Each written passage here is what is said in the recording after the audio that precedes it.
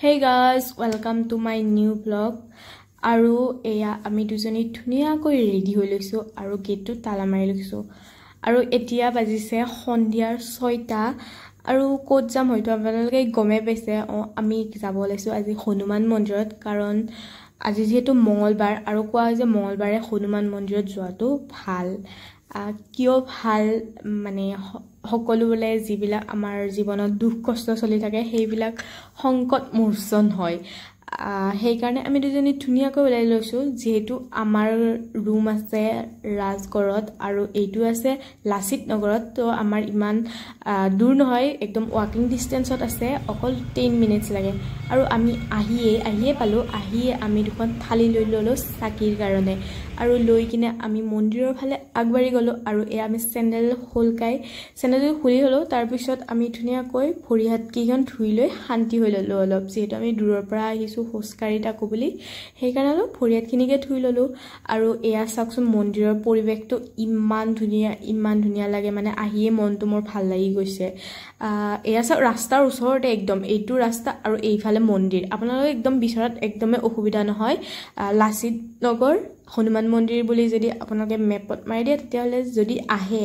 then চাব পাৰে আৰু তাৰ পিছত আমি আহিয়ে চাকি দি লৈছো আৰু চাকি কেইখন বাহিৰতে দিব দিয়ে মানে ভিতৰত দিব নিদিয়ে আৰু চাকি দি আমি ওপৰ উঠি গলো ওপৰত ফাৰ্ষ্ট এটো মন্দিৰটো আপোনাক পিছত এক্সপ্লেইন কৰি আছো কেনেকৈ এক সব ফাৰ্ষ্টতে আমি আহি কৰিছো শিৱ পূজা আৰু শিৱ পূজা কৰি উঠি আমি গৈছো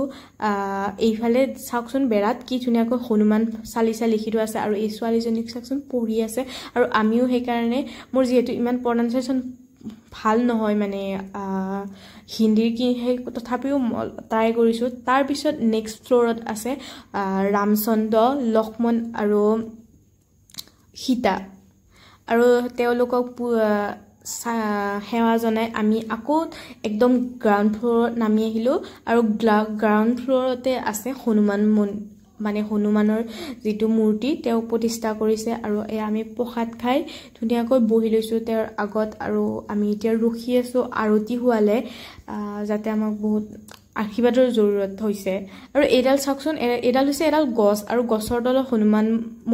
মন্দিৰ মানে হনুমানৰ মূৰ্তিটো আছে আৰু ইমান ধুনিয়াকৈ বনাইছে নহয় ইয়াতে 3টা ফ্লোৰ আছে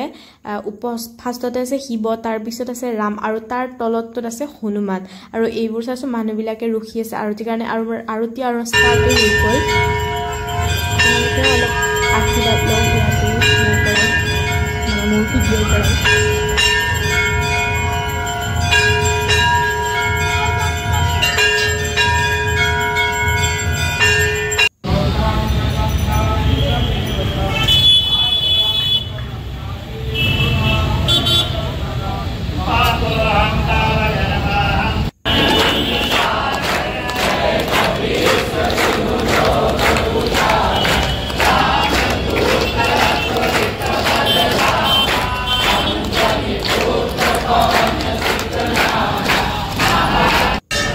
আৰু আৰতি কৰাৰ পিছত আমি ধুনিয়াকৈ তাৰ পৰা ওলাই দিলো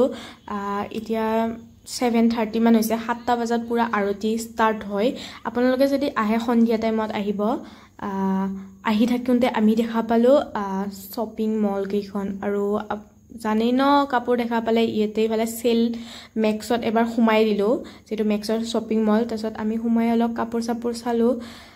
কি কৰিবা আৰু এইবোৰ নেচাৰ নাযায় তাৰ পিছত এয়া পিংকি বাই ধুনিয়া কাপোৰ চাই আছে মোৰ পইচা নাই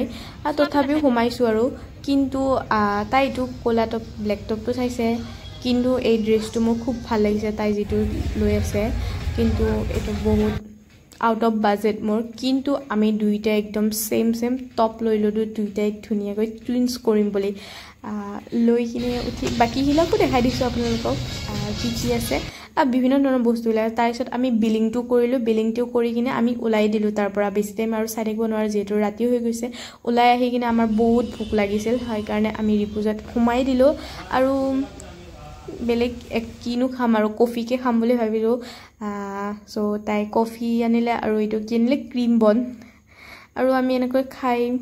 পূজা পাতল শ্বপিং চব কৰি কিনে খাই বৈ এতিয়া ৰুমত যাম আৰু ভিডিঅ'টো এইখিনিতে সামৰিছো ধন্যবাদ